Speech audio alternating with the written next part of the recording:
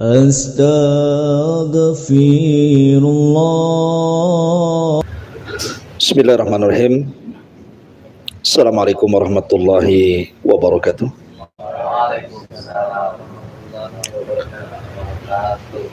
Alhamdulillah wassalatu wassalamu ala rasulillah wa ala alihi wa sahbihi wa mawalah wa la hawla wa la quwata illa billahi wa ba'du. Alhamdulillah di malam hari ini kembali bisa duduk di tempat ini, insyaallah. Mudah-mudahan menjadi jalan hidayah untuk kita. Salawat dan salam kita hadiahkan kepada Rasul kita, Nabi besar Muhammad sallallahu alaihi wasallam. Untuk pertemuan kali ini saya akan membahas yang ringan saja. Nasihat dari Nabi sallallahu alaihi wasallam dalam sebuah hadis yang dikeluarkan oleh Imam At-Tirmidzi radhiyallahu an dari sahabat Abi Umamah Al-Bahili radhiyallahu an. Ketika Nabi sallallahu alaihi wasallam mensifatkan sifat surga, Nabi sallallahu alaihi wasallam menyebutnya bahwa di surga itu ada tempat yang paling tinggi.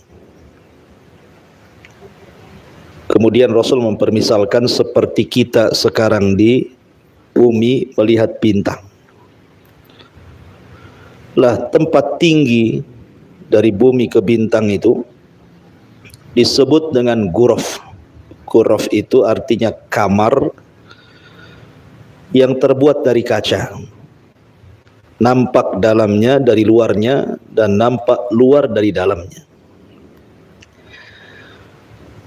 Nabi SAW mengatakan, inna fil jannati ghurafan.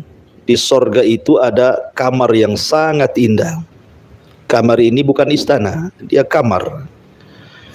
Istana sendiri, kamar sendiri. Karena istana itu letaknya di bawah dan terbuat dari emas dan perak. Makanya ketika Nabi SAW diizinkan masuk surga, Nabi diperlihatkan sebuah istana yang sangat besar sekali, semua dari emas. Kemudian Rasul bertanya, untuk siapa? Kemudian diberitahu bahwa itu istananya Umar ibn al-Khattab radhiyallahu an. Jadi kamar ini bukan istana. Karena Nabi SAW mengatakan, inna ahlal jannah, sesungguhnya penduduk surga itu, la tara'auna ahlal ghuraf, mereka akan saling melihat dengan orang-orang yang tinggal di kamar-kamar indah itu. Jadi penduduk surga yang di bawah itu bisa saling memandang dengan penduduk yang tinggal di kamar-kamar indah di atas surga. Kemudian Nabi SAW mempermisalkan seperti kalian melihat kaukabun durriyah, bintang yang sangat bergemerlap di tengah malam. Nah, kita lihat bintang hari ini kan jauh sekali dari bumi ini. Bahkan ada bintang itu yang hanya titik gitu saja ya. Jadi letak kamar indah itu seperti itu. Dari surga ke kamar itu tingginya seperti itu. Artinya kamar ini memang kamar khusus untuk penduduk surga. Makanya Rasul mengatakan, inna fil jannati ghurafan. Di surga itu ada kamar-kamar indah. Faqama Arabi, maka seorang badui, Arab badui berdiri dan bertanya kepada Nabi SAW, liman hadal ghuraf, untuk siapa kamar-kamar itu wahai Rasul? Apakah untuk para nabi, ataukah untuk orang-orang siddiqin, orang-orang soleh, para syuhada, atau untuk siapa? Maka Nabi SAW menyebutkan 4 manusia. Pertama kata Nabi SAW, liman atabal kalam, orang yang lembut cara bicaranya. Yang kedua, wa at'ama ta'aman, orang yang suka memberi makan fuqara dan juga masakin. Kemudian yang ketiga, wa adama siyam, orang yang suka berpuasa. Dan yang keempat, wa shalla bil laili wan nasu niyam, dan salat di malam hari ketika manusia sedang tertidur. Taib, bicara tentang hadis ini, sebelum saya bicara tentang 4 kelompok tadi, saya ingin menjelaskan tentang sorga dulu, mengingatkan kita berselancar ke sorga dulu. Sorga itu adalah tempat yang Allah peruntukkan untuk orang yang bertakwa. Pertanyaannya, kenapa Anda di dunia sholat, sampai kapan selesai sholat? Anda puasa Ramadan, sampai kapan setiap tahun kita berpuasa terus? Kemudian orang bekerja, tahu-tahu disedekahkan kepada fuqara wal masakin yang enggak ada hubungan kerabat dengan kita, enggak ada hubungan dengan pekerjaan kita. Atau orang yang lelah letih sampai haji, umroh dan begitu seterusnya. Sampai kapan gitu ya? Tentu pertanyaan ini harus dijawab. Maka jawabannya, seorang mukmin tidak akan kenyang untuk beramal saleh sampai kedua kakinya menginjak surga. Enggak akan kenyang seorang mukmin itu sampai betul-betul kedua kakinya, bukan satu kaki, kedua kakinya masuk surga. Kalau sudah kedua kakinya masuk surga, aman dia. Faman zuhziya 'anil nar wa udkhilal jannah faqad faz. Siapa yang dikeluarkan dari neraka dimasukkan ke dalam surga, berarti sudah sukseslah kehidupan dia. Lah orang-orang yang masuk surga itu, mereka akan berkumpul di pintu-pintu surga. Jadi orang yang terbebas dari titian siratal mustaqim itu, mereka akan berkumpul di pintu surga. Dan mereka jumlahnya banyak. Sampai-sampai Nabi SAW menggambarkan mereka berdesak-desakan di pintu surga. Padahal pintu surga itu luas. Jarak antara daun pintu ke daun pintu berikutnya itu perjalanan 40 tahun. Kan luas sekali, ya kan? Tetapi walaupun demikian, orang berdesak-desakan di situ. Kemudian orang-orang bertanya soal pintu itu. Ini pintunya siapa? Ini pintunya siapa? Karena pintu surga itu ada namanya. Ya, ada pintu taubat, ada pintu solat, ada pintu puasa namanya pintu rayyan, ada pintu sedekah, ada macam-macam, dan semuanya 8 pintu. Kalau neraka kan 7 pintu, kalau surga itu 8. Kenapa dilebihkan 1? Untuk menunjukkan bahwa rahmat Allah itu lebih luas dibandingkan murkanya. Sebesar apapun dosa kita, kalau kita minta ampun, rahmat Allah luas, pasti diampuni. Menunjukkan bahwa dengan banyaknya pintu surga dibandingkan neraka itu, bahwa ampunan Allah jauh lebih luas dibandingkan kemurkaannya. Lah jadi pintu-pintu itu sudah disediakan.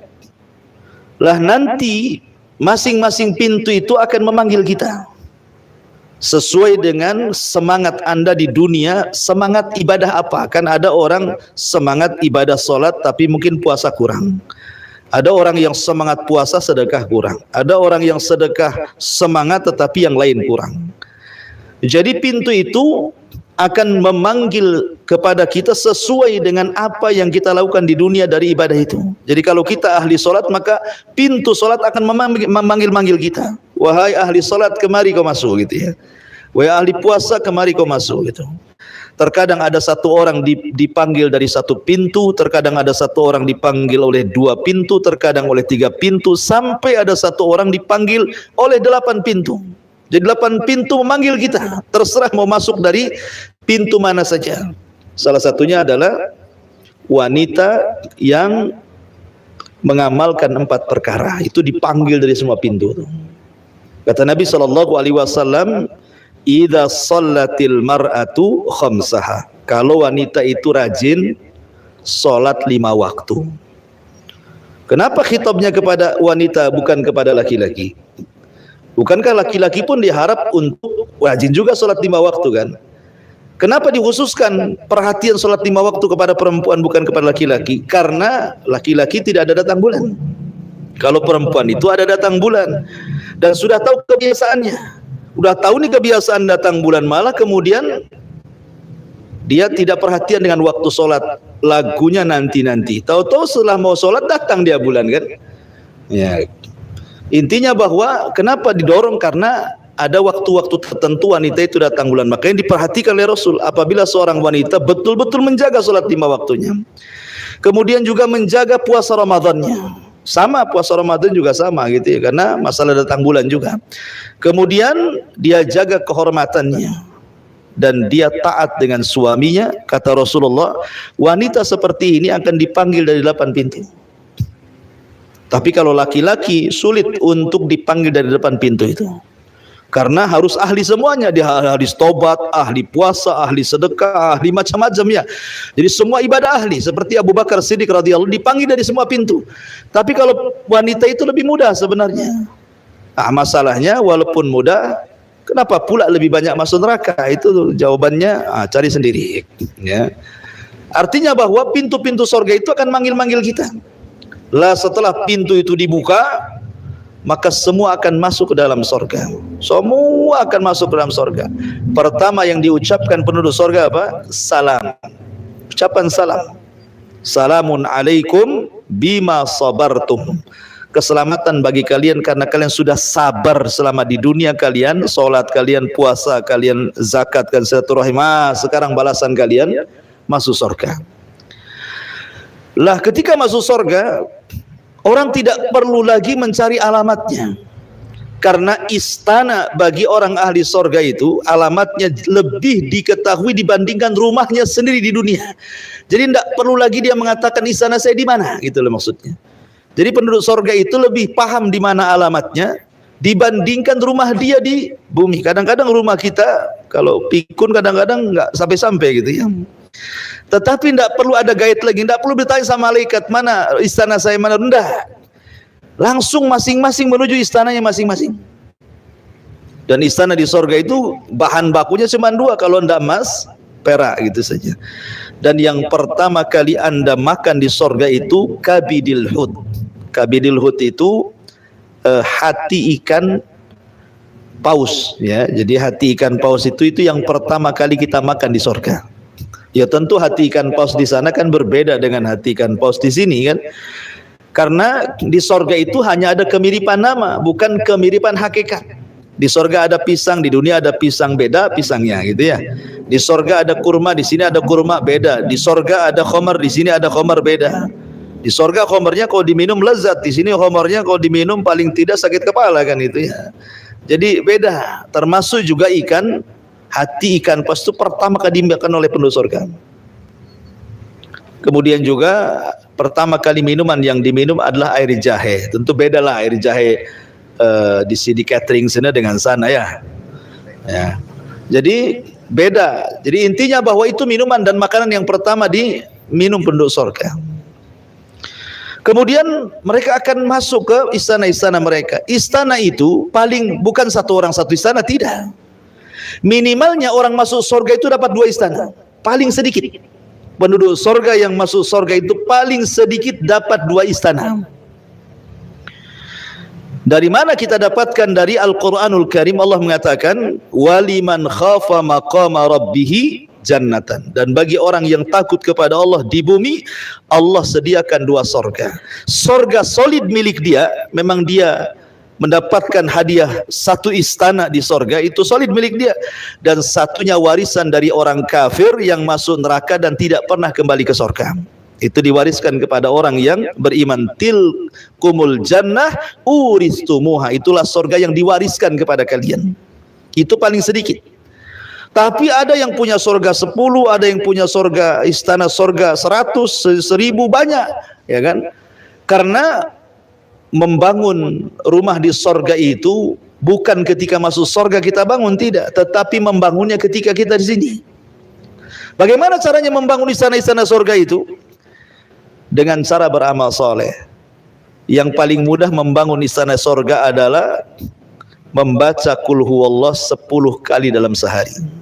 Rasul mengatakan man qala qul huwallahu ahad asyra marrat fil yaumi wal lailah buniyat lahu qasrun fil jannah. Siapa yang membaca qul huwallahu ahad 10 kali dalam 1 hari 1 malam, maka itu cukup membangunkan bagi dia istana di surga. Coba bayangkan, qul huwallahu ahad itu kan bukan perkara yang sulit lah. Saya kira sudah hafal semua, itu sudah surat favorit kita ya. Setiap sholat itu aja yang dibaca kan. Maksudnya kalau kita membaca qul huwallahu ahad, bukan qul huwallahu ahad, bukan begitu sampai selesai lah. Qul huwallahu ahad, Allahus samad, lam yalid walam yulad walam yakul lahu kufuwan ahad. Nanti balik lagi. 10 kali kan tidak lama tuh. Ya, ibu sambil masak, pagi 2, siang 2, sore 2, malam 2, selesai itu, dapatlah satu istana. Ya. Masalahnya kan istananya nggak nampak, makanya nggak yakin kita ini.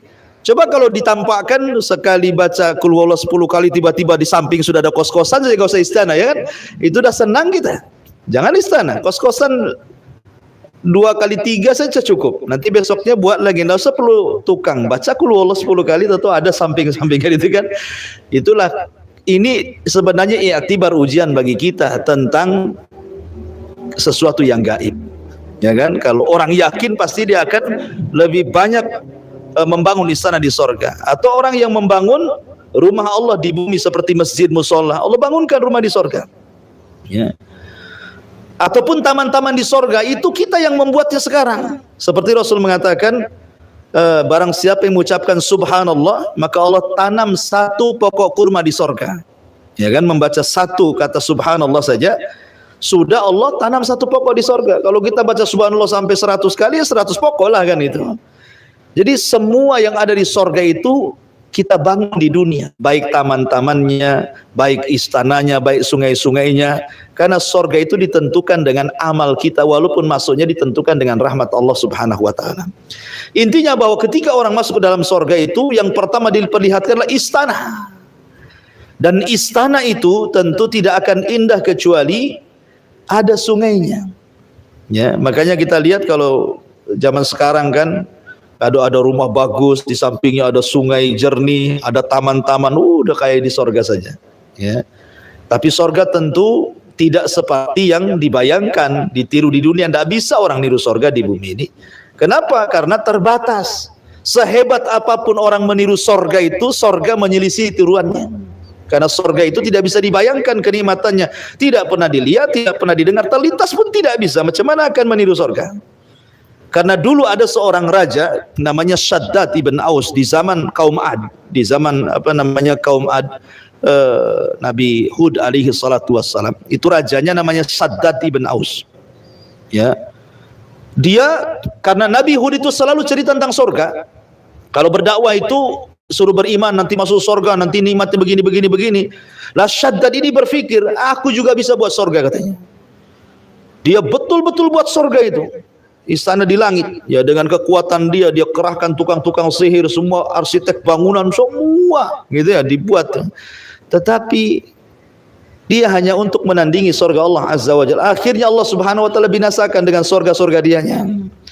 Tidak ada orang yang bisa buat surga itu. Surga itu hanya satu kelak di akhirat gitu ya. Jadi keindahan surga itu luar biasa. Dan surga itu juga ada tingkatan-tingkatannya. Dan tingkatan sorga itu, satu tingkatan ke tingkatan berikutnya itu perjalanan 500 tahun. Jadi antara langit dan bumi itu satu tingkatan. Nanti dari langit ke bumi 2 tingkatan lagi. Jadi tingkatan sorga dengan sorga itu seperti itu tingkatannya. Dan jumlahnya itu sebanyak ayat dalam Al-Quran. Berapa ayat dalam Al-Quran? 6.500 kurang lebih kan ayat dalam Al-Quran itu. Pernah menghitung? Ya, nggak usah dihitung lah. Nggak sempet juga ngitung itu. Baca aja nggak sempet mau ngitung ayatnya pula satu-satu. Gitu. Jadi intinya bahwa jumlah tingkatan di sorga itu 6.500 kurang lebih. Sementara satu tingkatan dengan tingkatan berikutnya itu jaraknya 500 tahun perjalanan. Semakin tinggi sorga semakin indah gitu ya. Semakin tinggi semakin wah.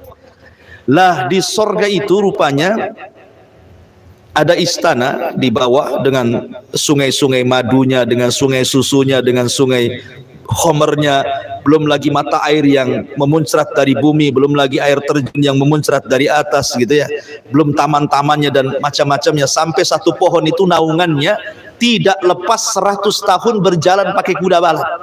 Jadi ada satu pohon namanya pohon tuba itu di sorga itu. Jadi kalau kita memacu kuda balap tuh 1 tahun sampai di mana tuh jaraknya? Itu naungannya, bayangannya itu tidak akan terputus tuh. Kita saja di depan rumah punya pohon mangga rindang gitu ya. Kayaknya enak kita dikasih duduk-dudukan depan rumah itu. Tapi kalau matahari sudah bergeser panas, malaslah duduk di situ kan itu. Kenapa? Karena terbatas bayangannya. Tapi di sorga itu bayangannya 100 tahun perjalanan berkuda, nggak hilang-hilang bayangannya kan. Seperti apa pohonnya itu? Ya. Itu baru satu pohon namanya pohon tuba tuh. Belum pohon-pohon yang lainnya. Lah di atas istana itu ada kamar. Kamar itu terbuat dari kaca yang kita sebutkan hari ini. Rasul mengatakan inna fil jannati ghuraf, di sorga itu ada kamar. Tura dhahiruha batinuha wa batinuha dhahiruha. Di mana kita bisa melihat dari dalam keluar atau dari luar ke dalam, saking jernihnya, saking putihnya, saking cerahnya kamar itu sehingga kita bisa melihat. Jadi penduduk sorga ini yang di bawah mampu melihat menembus kamar-kamar yang ada di atas itu. Padahal jaraknya antara langit dan bumi itu, antara di bumi dengan bintang. Tapi bisa lihat keindahannya. Makanya kenapa hari ini, kenapa orang mau ningkat rumah coba? Ingin 2 tingkat, 3 tingkat. Karena merasa bahwa kalau di atas lebih enak dibandingkan di bawah kan. Makanya kenapa villa-villa itu di atas bukit. Yang mahal bukan villanya, view-nya yang mahal itu. Mungkin harga bangunannya mungkin 1 M gitu ya, dijual 1 triliun gitu ya. Bukan harga bangunannya, berapa harga bangunan? Yang mahal view-nya, pemandangannya itu yang mahal tuh. Nengok ke bawah, wah, ada hamparan sawah, ada kolam, ada macam-macam. Itu yang buat mahal. Lah di sorga itu lebih hebat lagi pemandangannya. Jadi kalau kita tinggal di kamar-kamar itu, melihat keindahan di bawah sorga itu luar biasa. Lah itu ada kamar-kamar indah. Makanya ketika sahabat bertanya, apakah itu makamnya para nabi? Kamar-kamar itu gitu ya. Kata Rasul, tidak. Kamar-kamar itu akan dihuni bagi 4 manusia ini. Pertama kata Rasul, liman atau balkalam, orang yang lembut kalau ngomong itu. Karena ada orang bicara itu kan kadang orang nyakiti gitu ya. Pembicaraan orang itu terkadang nyakiti, terkadang nyenengi. Ya. Terkadang nyelekit, terkadang enak didengar gitu. Itulah ucapan orang. Ya. Terkadang kita buat tertawa, terkadang buat menangis. Terkadang buat Allah murka, terkadang buat Allah bahagia. Itulah ucapan manusia. Ya. Makanya kenapa dari seluruh fisik manusia dari kepala sampai ke kaki yang paling banyak dosa itu lisan. Yang paling banyak dosa lisan. Ya. Kalau kaki paling nendang orang atau melangkah ke tempat yang haram, mata memandang yang haram, telinga mendengar yang haram. Tapi kalau ngomong mulut ini semua ada tuh. Semua ada. Ya. Di pasar orang yang bersumpah palsu yang ngomong lisan juga yang bersumpah gitu ya. Orang maki-maki orang, orang bunuh-bunuh orang itu gara-gara lisan, semua gara-gara lisan. Makanya kenapa Rasul mengatakan kepada Mu'adz, sakilatka ummuka ya Mu'adz. Celaka wahai ibu wahai Mu'adz. Orang kebanyakan masuk neraka itu gara-gara lisan. Ya. Coba bayangkan di zaman Nabi sallallahu alaihi wasallam. Nabi sallallahu alaihi wasallam ketika itu berbincang dengan Aisyah radhiyallahu anha, istri tercintanya itu. Tiba-tiba Aisyah radhiyallahu nyeletuk, nyindir madunya, namanya Safiyah. Safiyah bintu Huyai. Safiyah itu orang Yahudi. Ya. Kemudian menikah dengan Nabi sallallahu alaihi wasallam. Orangnya pendek, putih, cantik gitu loh. Aisyah cemburu. Tiba-tiba kemudian Aisyah radhiyallahu anha ngomong di hadapan Rasul, "Ya Rasulullah, hasbuka an Safiyah kada wa kada." Cukuplah Sofia itu begini, pakai tangannya mengisyaratkan begini. Maksudnya apa? Sofia itu pendek, aku tinggi gitu maksudnya. Dia berbangga dengan badannya, ya, dengan badannya dan mengejek badannya Sofia. Sofia pendek Rasul. Dia cantik tapi pendek dia. Aku cantik tinggi loh gitu bahasanya ya. Tapi bagi Nabi perkataan seperti ini perkataan ghibah. Sebab kalau Sofia dengar kan tidak suka dia. Soal pendek tinggi itu takdir Allah. Makanya Rasul mengatakan kepada Aisyah, diam wahai Aisyah, laqad qulti kalimatan law muzizat bihal bahru la mazazathu.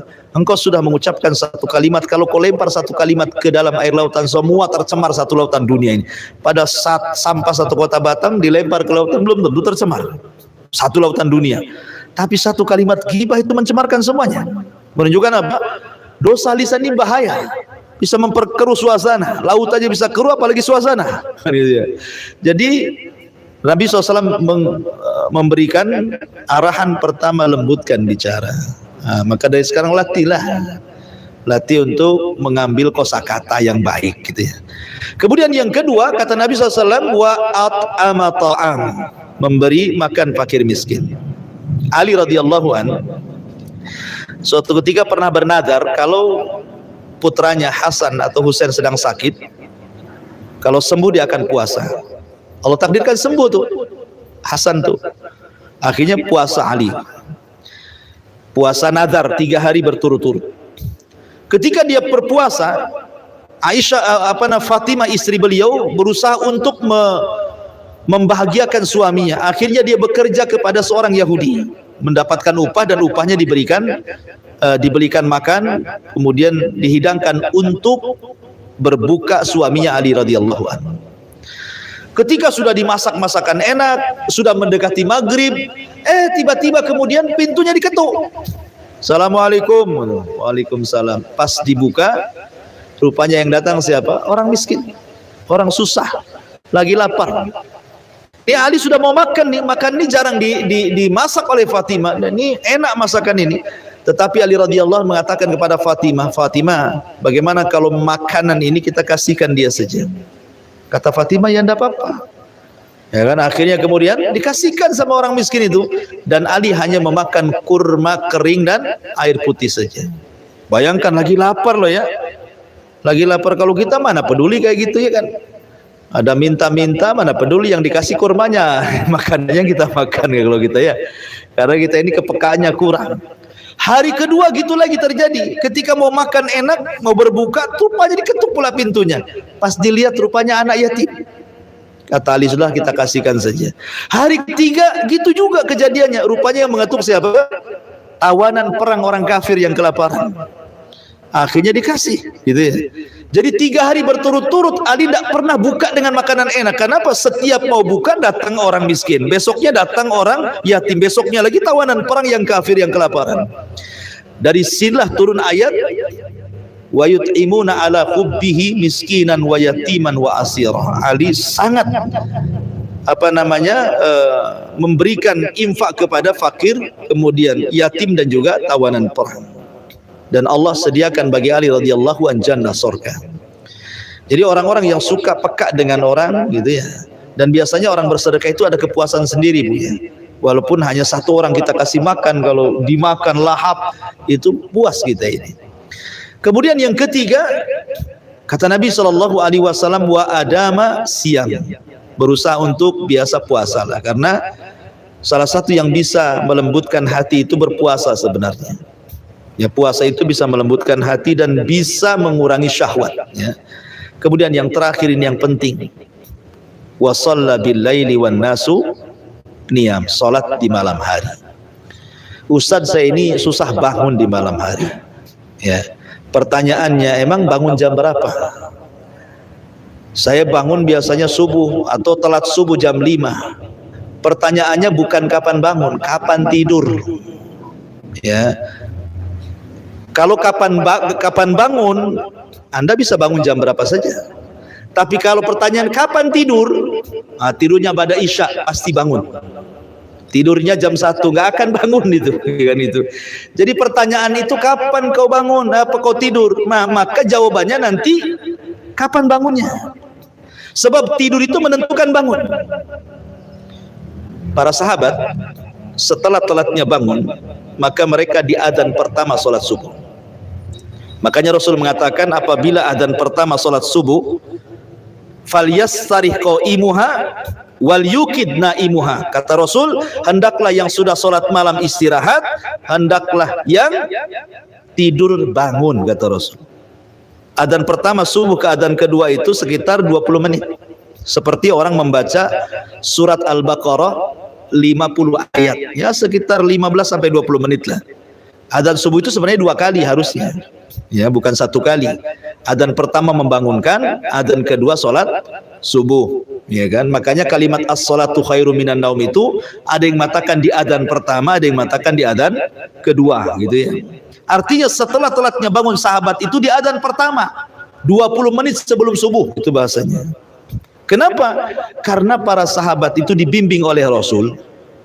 Rasul membenci Rasul membenci tidur setelah maghrib dan ngobrol setelah isya. Zaman Nabi itu tidak ada ceritanya pada isya itu keluyuran, ngobrol, tidak ada. Apalagi kulineran, nggak ada di zaman Rasul itu angkringan-angkringan kayak gini kan. Mereka ya isya tidur gitu. Kalau kita ini sibuk kuliner kalau malam. Oh, kita cicipi sebelah sana itu ada warung bagus, itu enak, lezat, luar biasa. Bisa diulang nggak kalau udah makan gitu ya? Istilahnya kita ini malam justru keluyuran. Padahal secara teori kesehatan ibu bapak ya, kualitas tidur setelah isya walaupun hanya 4-5 jam dengan kualitas tidur setelah jam 12, tanyalah mau dokter, mau ahli kesehatan, mau pakar-pakar itu, tanya kepada mereka.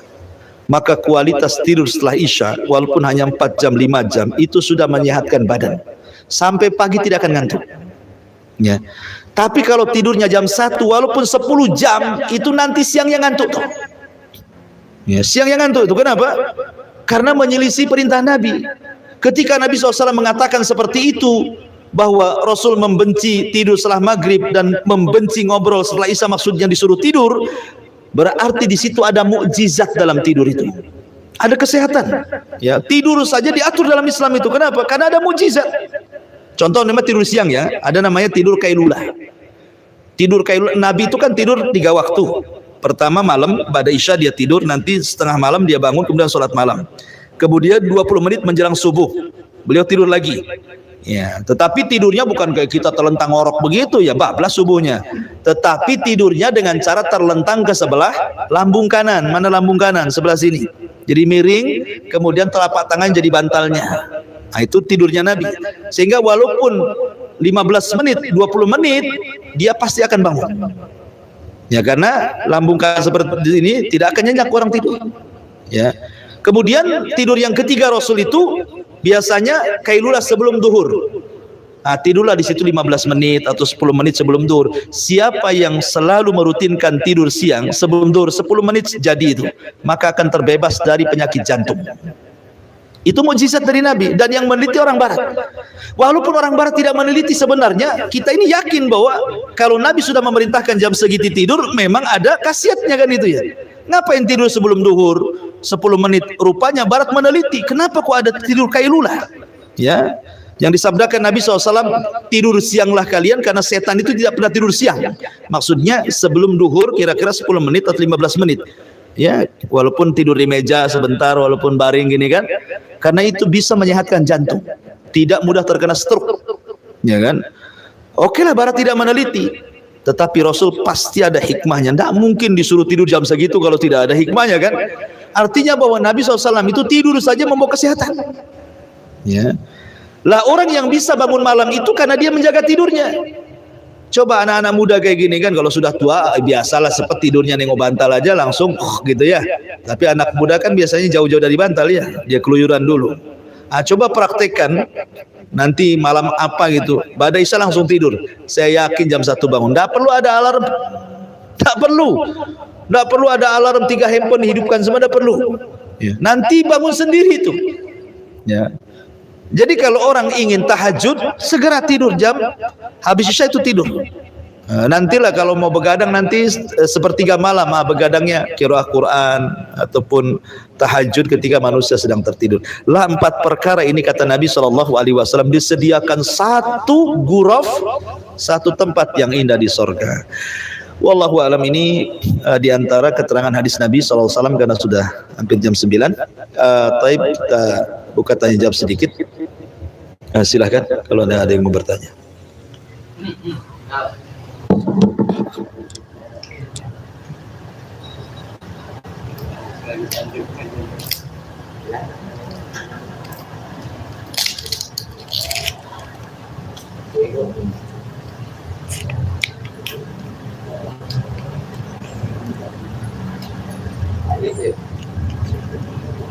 Ada? Ya udah mau tidur ya. Karena mau tidur kita tutup aja. Ini kan pada isya ya kan. Iya. Tapi benar-benar ada manfaatnya. Subhanakallah bihamdika, asyhadu an la ilaha illa anta astaghfiruka wa atubu ilaik. Allah ta'ala. Assalamualaikum warahmatullahi wabarakatuh.